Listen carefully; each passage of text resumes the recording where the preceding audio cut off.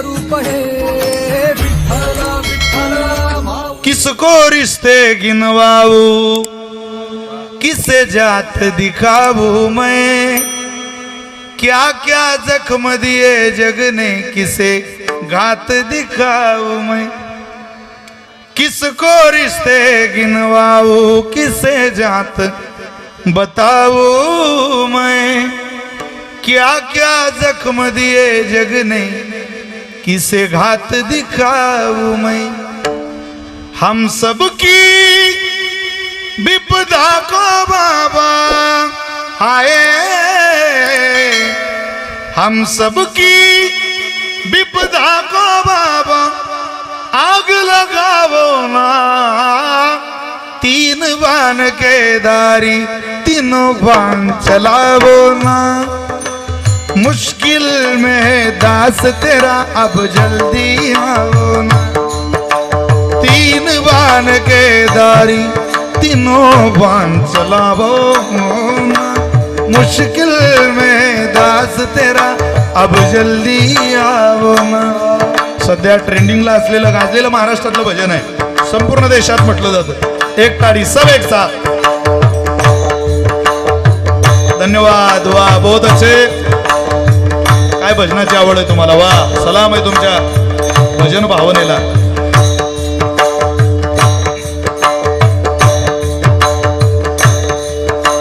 तीन बाण के दारी तीनों बाण चलावो ना। मुश्किल में दास तेरा अब जल्दी आओ ना।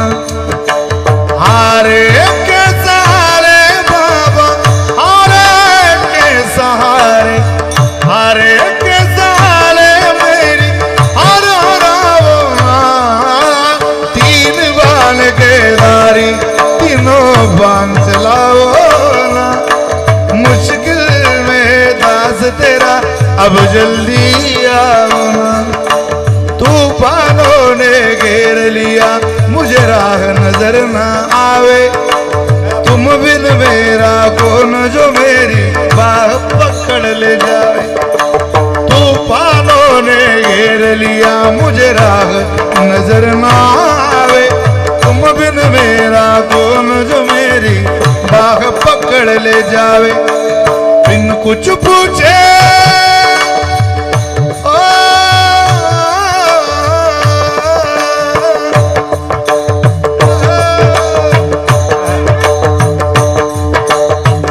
कुछ पूछे शाम हमारा आए बिन कुछ पूछे शाम हमारा कष्ट मिटावो ना। तीन बाण के दारी तीनों बाण चलाओ ना। ए मुश्किल में दास तेरा अब जल्दी आओ ना। तीन बाण के दारी तीनों बाण चलाओ ना। मुश्किल अब जल्दी आओ। हारे के सहारे बाबा, हारे के सहारे, हारे के सहारे मेरी हार हराओ ना। तीन बाण के दारी तीनों बाण चलाओ ना। ए मुश्किल में दास तेरा अब जल्दी आओ ना। प्यारे जल्दी आओ ना, श्याम जल्दी आओ।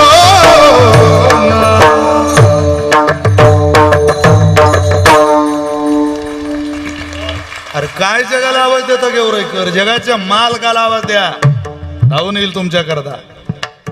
यातलं नाही येत कोणी धावून। अरे धावून येण्याची तर लोक वाट पाहत होते। परवा प्रेत यात्रा चालू होती, त्या प्रेत यात्रेत एक घुसला। अरे बापरे म्हणे काय गर्दी आहे हो, संपलंय माझं कीर्तन बरं का। काय गर्दी हो, कोण वारलो तुम्हाला? ते 4 खांद्यांच्या जो वरती आहे ना, माझ्या अंदाजानं तोच वारला। अरे म्हणजे तुला उत्तर देता येतं का, कळतं का तुला काही? तो पुढे गेला, कोण वारलं कोण वारलं कोण वारलं? समोर एक जण चालत होता, त्याच्या उजव्या हातात मडकण, डाव्या हातात कुत्रं होतं। तो म्हणे राम राम राम राम। कोण वारलं? बायको वारली। मडक विधी, कुत्र तेच तिला चावलं म्हणे। आता इतक्या अडचणीच्या काळात आपल्या मदतीला जो धावून येतो त्याला घरी कसं ठेवू, म्हणून मी आपल्या सोबत आणलं त्याला। तो विचारायला आलेला म्हणे, का हो कुत्रं तर कामाचा आहे राजा आहे. तुम्ही 2-3 दिवस आपल्याला कुत्रं द्या. तो म्हणे येळा झाला का तू? हे मागच्या अंत्यविधीला नाही, निम्मे कुत्र्यालाच येलाय. तू रांगेत उभा राहा फक्त. रांगेत दुःख मिटवण्याची लोक वाट पाहत आहे, मिटत नाही. त्याच्याकरता सोसा दुःख मिटवल्याशिवाय राहत नाही. तुम्हाला एका उदाहरणाची आज जाणीव करून देतो आणि समारोपाच्या दिशेनं प्रवास करतो. तारीख घेताना काही पूर्ण अभंग सुटला पाहिजे असं ठरलं होतं का चाटे सर आपलं? तुम्ही काय क्लेम दाखल करू शकत नाही आमच्यावर. कोणा वेळ संपली, कीर्तन संपलं, त्याला काय. जसं महाराष्ट्रामध्ये पंढरपूरला दिंड्या जातात तसं जगन्नाथपुरीला दिंड्या जाण्याची पद्धत आहे. जगन्नाथपुरीला दिंडी चालली आणि जगन्नाथाला दिंडी जात असताना त्या दिंडीमध्ये एक सज्जन नावाचा वारकरी सहभागी झाला होता. अत्यंत सदाचारी जीवन. सज्जन महाराज वारकरी झाले, दिंडीत सहभागी झाले. गेवराईला दिंडी आली की जशी मुक्ताबाईच्या पालखी सोहळ्याची वाटप होते, 4 वारकरी आमच्याकडं, 5 वारकरी आमच्याकडं, 10 वारकरी आमच्याकडं, अशी वाटप करता की नाही तुम्ही? आता मला असं वाटतं आता भगवान महादेवाच्या दरबारामध्ये आपण सामूहिक भोजन ठेवतो. आधी वाटपच व्हायची. मी यावर्षी कीर्तन केलं गेवराईला पालखी सोहळ्यात. तळावर माझं कीर्तन योगायोगानं मला संधी भेटली होती तळावर सेवा करण्याची, गेवराईतच भेटली. काय झालं, तसं मुक्कामाची पद्धत तिथं अशी का वाटप व्हायची. रोज भजनाच्या आवडीत असलेले सज्जन महाराज वारकरी भजन करत चालायचे आणि भजन करता करता करता करता गाव आलं. समारोप झाला दिंडीचा. वारकरी विनंती करायला यायचे गावकरी, आमच्याकडे जेवायला चला, आमच्याकडे जेवायला चला. एक साधक आला आणि म्हटलं, महाराज आमच्याकडे चला, 2 घास जेवण करा, आराम करा, पहाटे काकड्याला या. बरं येतो. सज्जन महाराज त्यांच्याकडे गेले आणि थांबले मुक्कामाला. भोजन घेतलं, प्रसाद खाल्ल्याबरोबर झोप लागली.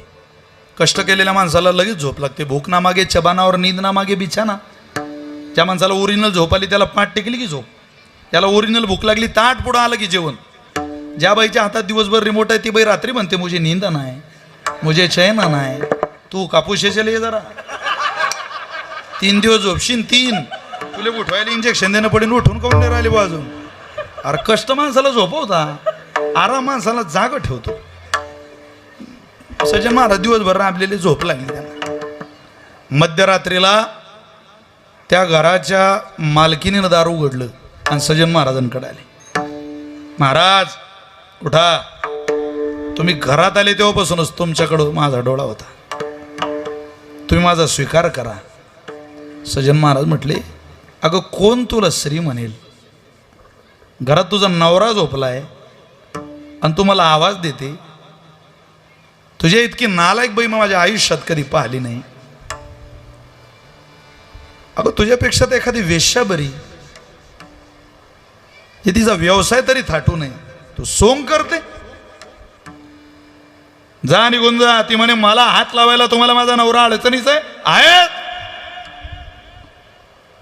आत गेली, पलंगाखालचा कोयता काढला. गेवराईकर सज्जन महाराजांना आवाज देऊन नवऱ्याचं मुंडकं तोडून टाकलं. महाराज रक्ताचा पाठ व्हायला लागला, थरथर थरथर थरथर थरथर कापायला लागले. लटलट कापणाऱ्या सज्जन महाराजांकडे ती बाई परत आली. ती म्हणे, महाराज ज्याचा धाक होता तो गेला, आता माझा स्वीकार करा. केसाला सुद्धा तुमच्या धक्का लागणार नाही, तुमच्यावर आरोप सुद्धा होणार नाही, नाळही येणार नाही. ते म्हटले, जी शरीराची भूक भागवण्याकरता जी बाई स्वतःच्या नवऱ्याला संपवू शकते, त्या नालायक बाईच्या नादाला मी लागून काय करू? आग लाव तुझ्या सौंदर्याला, मी मात्र तुझ्या घराच्या बाहेर पडतोय. बाहेर जशी पडली तशी आरडा ओरड केली. त्या बाईनं गाव गोळा केलं. देव जग खरा खोट्याचा निवाळा करत नसतं. महाराज काय खरं काय खोटं याच्या बांधात माणसं पडत नाही. माणसं दुसऱ्याच्या आयुष्याचे न्यायाधीश आहे आणि स्वतःच्या आयुष्याचे वकील आहे. दुसरा गुन्हेगार आहे म्हणून माणसं शिक्षा देऊन मोकळे होतात, आणि मी गुन्हेगार असून सुद्धा मी गुन्हेगार नाही हे सिद्ध करण्याकरता सगळे माणसं वकिली करतात. तुम्ही मी दुसऱ्याचे न्यायाधीश आणि स्वतःची वकिली, यातच आपलं आयुष्य निघून जातं. मारला बाबा सज्जन महाराजांना, खूप मारलं. हाताला पायाला जखमा झाल्या, घाव लोकांनी मारले. राजाकडं आणलं सज्जन महाराजांना आणि त्या राजापुढं उभं केलं. सांगितलं, महाराज असं असं कृत्य केलं यांनी. ते म्हटले, चेहऱ्याकडं बघून काही वाटत नाही, पण कृत्य आहे, शिक्षा दिली पाहिजे. का रे तुझा उजवा हात पुढं. उजवा हात पुढं केला, हातच तोडून टाकला महाराज. सज्जन महाराजांना इतक्या वेदना व्हायला लागल्या. हात तोडल्याच्या वेदना नव्हत्या. ते म्हटले मी प्रपंच करत होतो तोपर्यंत काहीच झालं नाही, आणि मी दिंडीत आलो आणि हात तोडला, म्हणजे याच्यापेक्षा तर ते बरं होतं. झालं का? खूप वेदना.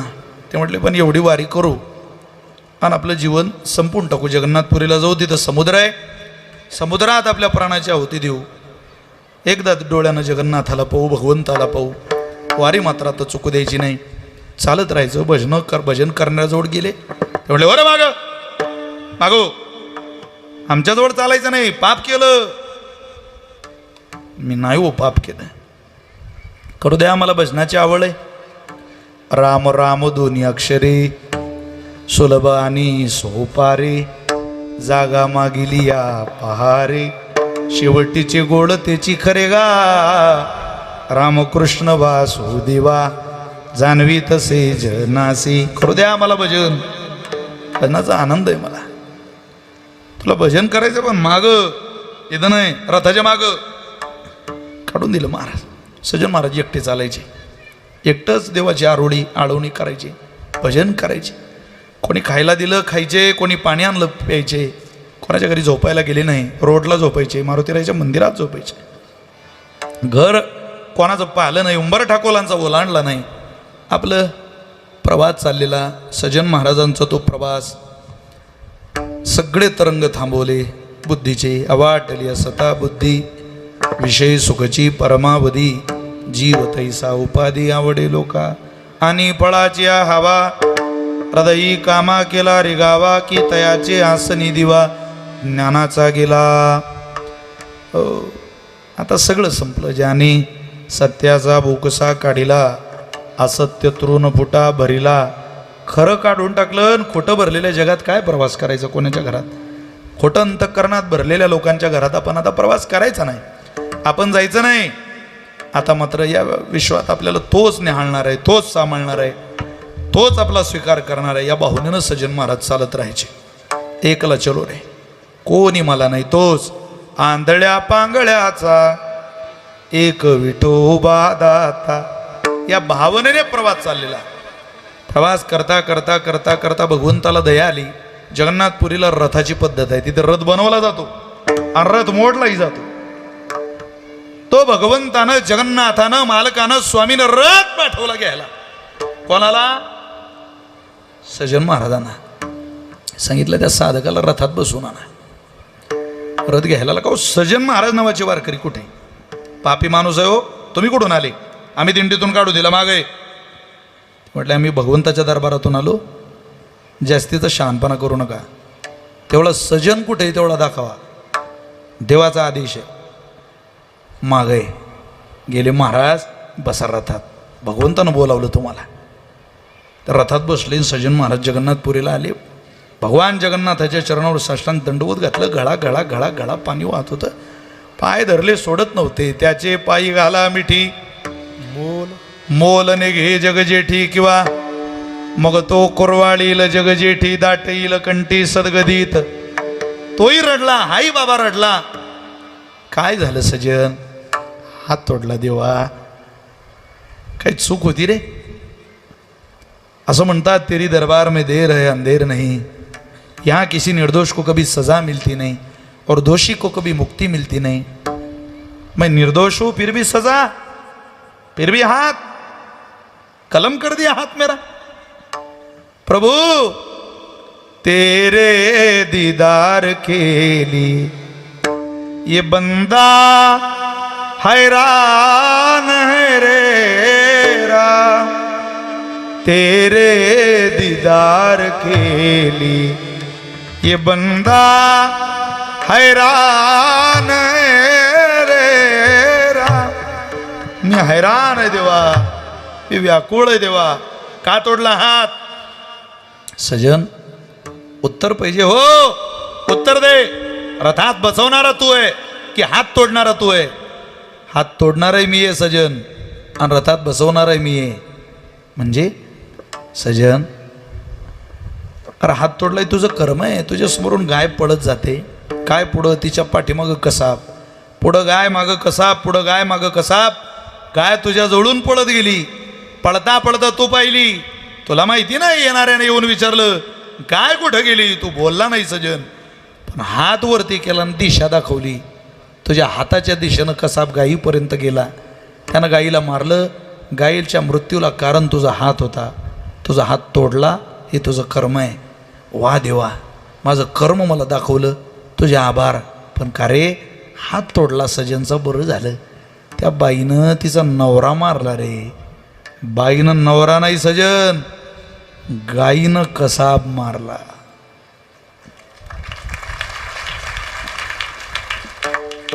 वा डोळ्याला पाणी आलं.